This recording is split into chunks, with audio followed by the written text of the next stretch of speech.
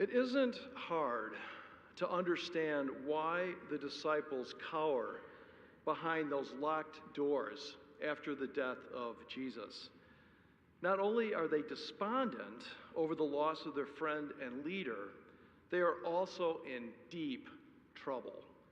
As formerly expectant cabinet members for Jesus' supposed reign as the King of the Jews, they face possible execution by stoning from angry Roman authorities and from some of their own Hebrew brothers and sisters.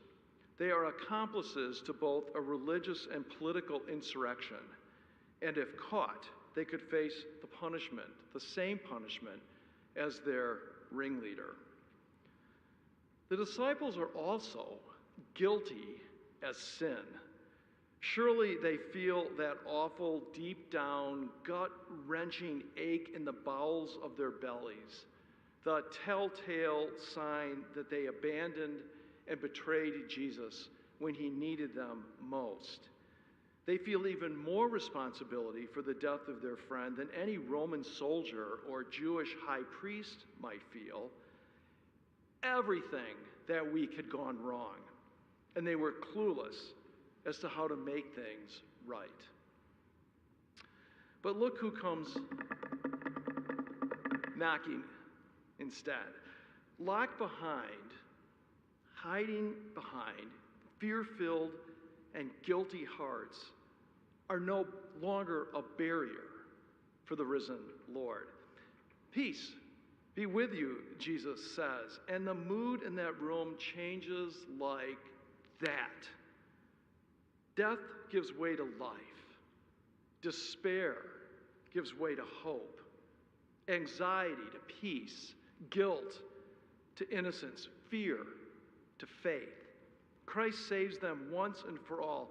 They will never be locked up and put away again. Now, my guess is that each of us know something about dark rooms, locked doors, fear-filled hearts, guilt-ridden minds. And I'll just bet that some of you who are sitting here this morning are still waiting for the risen Lord to make an appearance in your life. You're still cowering behind these locked doors, still trying to make sense of Easter, wanting joy, but feeling fear. You and I are still looking for someone to walk through the doors we've closed, someone to call us out of our fears, someone who understands because they've been there. We know fear, and we all have wounds on our hearts to prove it. I remember a story one time about an extraordinary woman whose husband has been injured in a fire while attempting to save his parents from a burning house. They unfortunately perished, and his face was left terribly burned and disfigured. The man, in fact, is now so self-conscious that he won't let anyone see him, not even his wife.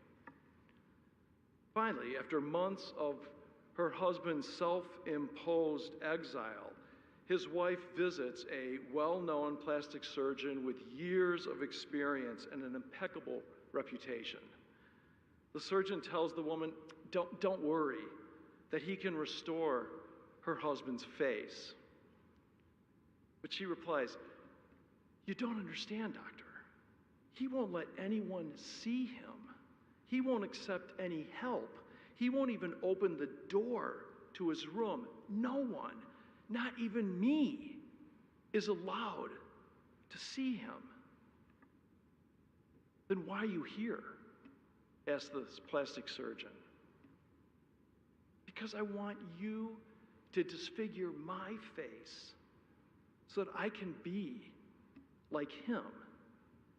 If I can share in his pain, then maybe he will let me back into his life." The plastic surgeon, of course, says he is shocked And he told her that he could never do anything like that. But he's so moved by this woman's love that he arranges a visit to their home so that he can speak to her husband. Knocking on the man's door, he speaks loudly. My name is Dr. Smith. I'm a plastic surgeon, and I want you to know that I can restore your face. No response. Please open the door and let me in so I can help you. No response. Still speaking through the door, the surgeon decides to tell the wounded man of his wife's proposal. You need to know that your wife wants me to disfigure her face like yours and hope that you will let her back into your life. That's how much she loves you. There was a brief moment of silence, and then ever so slowly, the doorknob began to turn. The disciples, like this husband, are hiding in fear behind locked doors.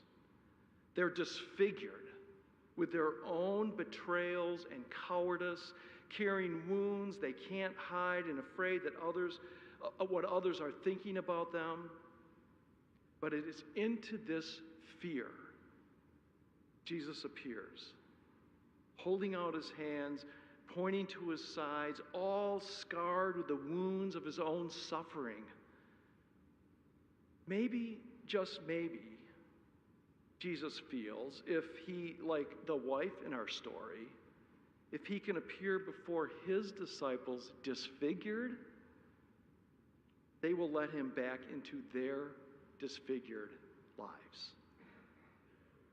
When it hurts too much to hope, when life leaves wounds on the outside of your body or in the inside of your heart and your souls, when your faith is weak and leaves you sitting alone in the dark, unable to embrace the life that is awaiting your arrival, please, please, please remember that the risen Jesus, with wounds of his own, is waiting to get into your wounded life and my wounded life, calling us out of darkness into light, out of fear into love, out of death into life.